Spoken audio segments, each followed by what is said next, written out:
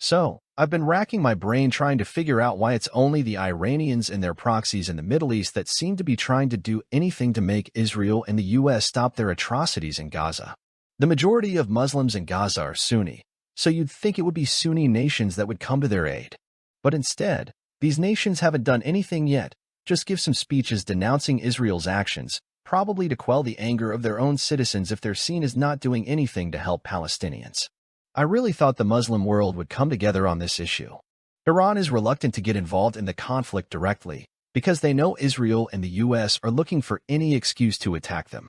In fact, the brutality and ethnic cleansing that is occurring in Gaza right now is happening precisely because the U.S. and Israel are preparing for a war with Iran as part of their strategy to weaken the Russian-Chinese-Iranian alliance for what they see as an inevitable military conflict with Russia and China in the near future.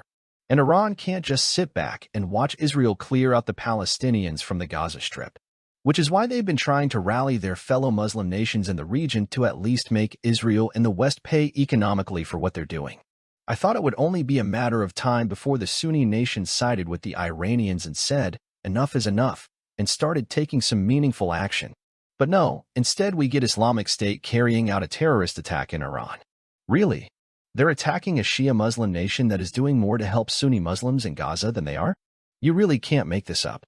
Who knows if the terrorist attack was greenlit by a Sunni state or not? It's probable Islamic State are now taking their marching orders from the U.S. and Israel, if they weren't doing so before. Does anyone else find it curious how these Islamist militias always seem to be deployed to Muslim nations in the Middle East that had the military capacity to pose any kind of threat to Israel, Iraq, Libya, and Syria come to mind? In fact, when Islamic State were fighting in Syria at the height of the Syrian civil war, there were stories about their wounded militants getting treated across the border in Israel and then being returned back to the battlefield. This shouldn't really surprise anyone, seeing that Israel had a vested interest in seeing the Assad regime fall and Syria descend into the same lawlessness as Libya did. So why are these Sunni Islamist militias attacking Iran and not Israel? And where are those convoys of Toyota trucks we saw in 2014 that drove through Iraq to terrorize innocent Yazidis and other ethnic and religious groups? Where are those convoys now to help the Sunni Muslims in Gaza? Absolutely nowhere.